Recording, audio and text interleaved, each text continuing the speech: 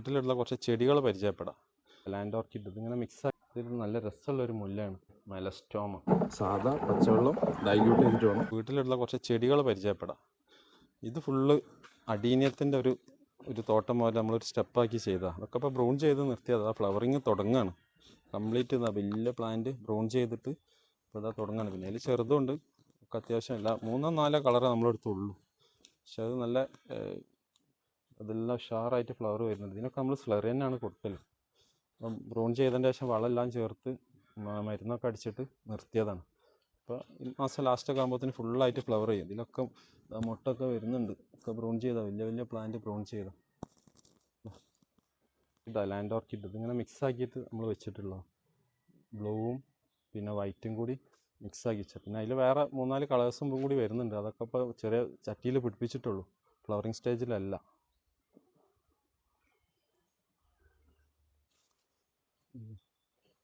ഇത് നമ്മൾ ഡ്രമ്മിൽ വെച്ചിട്ടുള്ള ഒരു മാങ്ങാണ്. ഇതിൻ്റെ പേരാണ് കാറ്റിമൂൺ. ഇത് കഴിഞ്ഞ വർഷം കായ്ച്ചതാണ്, ഈ വർഷം കായ്ച്ചിട്ടില്ല. കാറ്റിമൂണ്.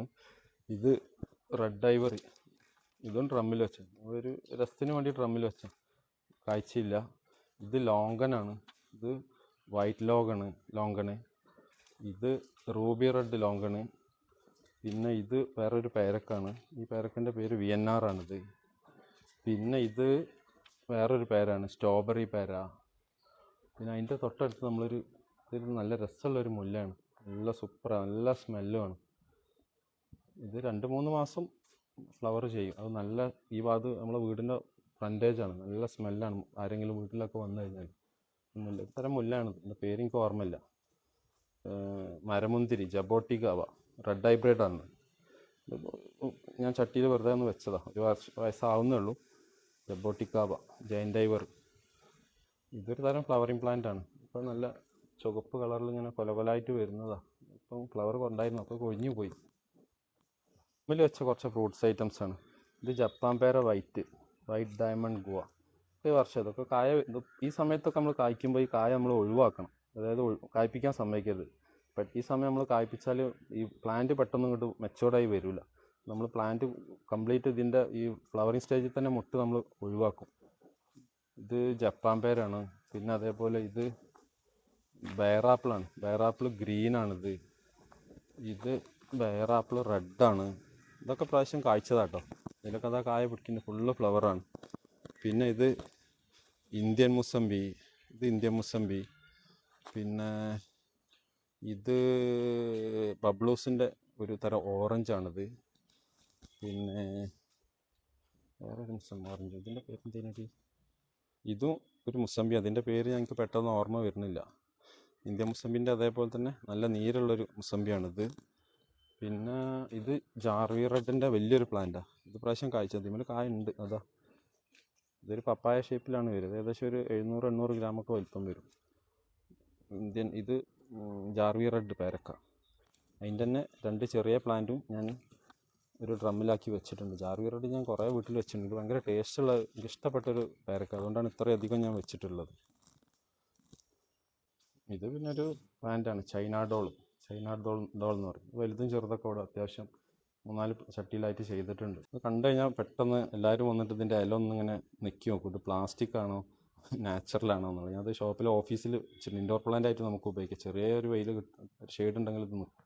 പെട്ടെന്ന് കണ്ടത് അതൊക്കെ സുലഭമായിട്ട് എല്ലായിടത്തും ഉള്ളതാണ്. ചൈന ഡോൾ എന്നാണ് അതിൻ്റെ പേര്. ഇത് വേറൊരു പേരക്കാണ്. ഇത് അർക്കാക്കിരാണ്. ഇതൊക്കെ ഞാൻ ചട്ടിയിൽ വെച്ചുള്ള കേട്ടോ. ഇത് അർക്കാക്കിരാണ്. ഇത് നേരത്തെ പറഞ്ഞ ജാർവി റെഡ്. ഇത് ജപ്പാൻ പേര വൈറ്റ്. പിന്നെ ഇത് തായ്വാൻ പിങ്ക്. ഇത് തായ്വാൻ പിങ്കാണ്. പിന്നെ ഇത് പാകിസ്ഥാൻ ലെമണാണ്. ഇതൊക്കെ കൊലകൊലായിട്ട് കായ്ക്കുന്നതാണ്. പിന്നെ ഇത് ഒരു ചെടിയാണ് മെലസ്റ്റോമയിൽ വൈറ്റാണ്. പിന്നെ ഇത് 2 തരം റോസാണ്. റോസിന് പിന്നെ എപ്പോഴും ഫംഗസിൻ്റെ അസുഖമാണ്, ഇപ്പം മരുന്നടിച്ചിട്ട് നിർത്തിയതാണ്. ഇതൊക്കെ പിന്നെ പുതിയ പ്ലാന്റുകൾ ചട്ടിയിൽ വെച്ചതാണ്.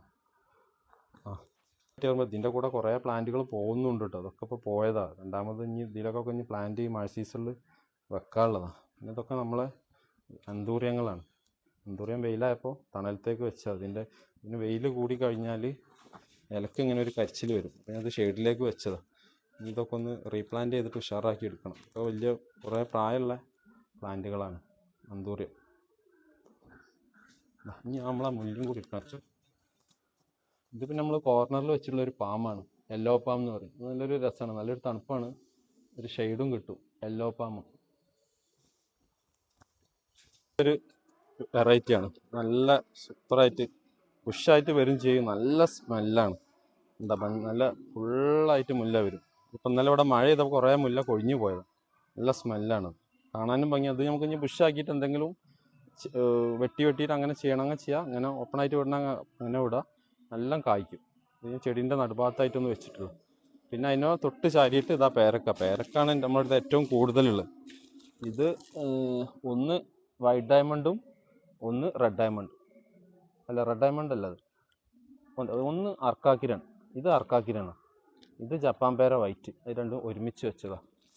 പിന്നെ ഇത് ഒരു പ്ലമ്മാണ്, റെയിൻ ഫോറസ്റ്റ് പ്ലം. ഒരു തണലിന് വേണ്ടിയിട്ട് വെച്ചാണ്. എന്നാലും വലിയൊരു ടേസ്റ്റുള്ളൊന്നുമല്ല, എന്നാലും കുട്ടികൾക്കൊക്കെ ഇഷ്ടമാണ്. നല്ലൊരു രസമായിട്ട് വരും. പിന്നെ അധികം ചണ്ടിയൊന്നും ഉണ്ടാവില്ല. റെയിൻ ഫോറസ്റ്റ് പ്ലമ്മാണിത്. ഒക്കെ ഈ വർഷം വെച്ചതാണ്. എന്താ ഇത് നമ്മളൊരു വീടിൻ്റെ മുന്നേ തന്നെ ഉള്ളൊരു മാവാണ്, സിന്ദൂരമാവ്.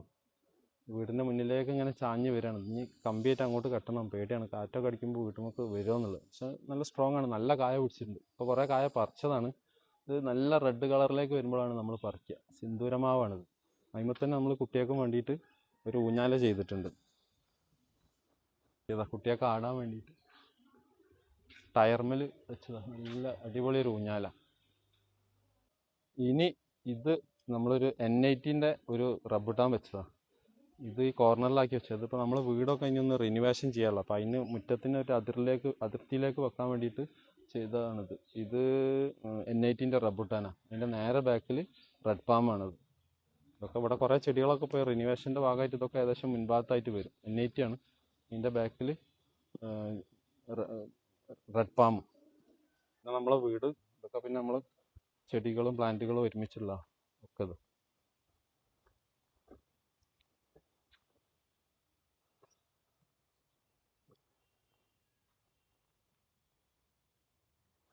ഇത് പിന്നെ നമ്മളൊരു അത്തിയാണ്.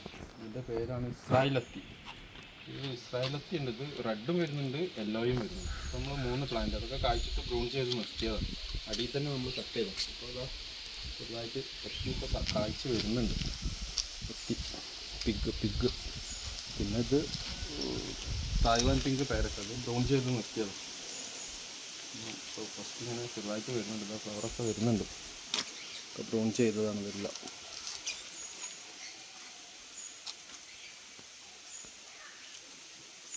വെറൈറ്റിയിലാണ് ഏറ്റവും സൂപ്പർ ചാമ്പ, ഉമ്മർ ചാമ്പ എന്ന് പറയും.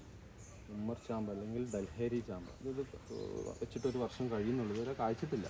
ഉമ്മർ ചാമ്പ നല്ല ടേസ്റ്റുള്ള സൂപ്പർ ചാമ്പയാണ്. ഇത് പിന്നെ നമ്മളൊരു ലെമണാണ്, സീഡ്ലെസ് ലെമൺ. ഇതിപ്പോൾ ഒന്ന് കുറച്ച് ആദ്യം ഒരു 5-6 കായ ഉണ്ടായിരുന്നു. അപ്പോൾ ഞാനൊന്ന് ബ്രൂൺ ചെയ്ത് നിർത്തിയത്. ഇത് ചെറുതായിട്ട് ഉഷാറായിട്ട് വരുന്നുണ്ട് സീഡ്ലെസ് ലെമൺ.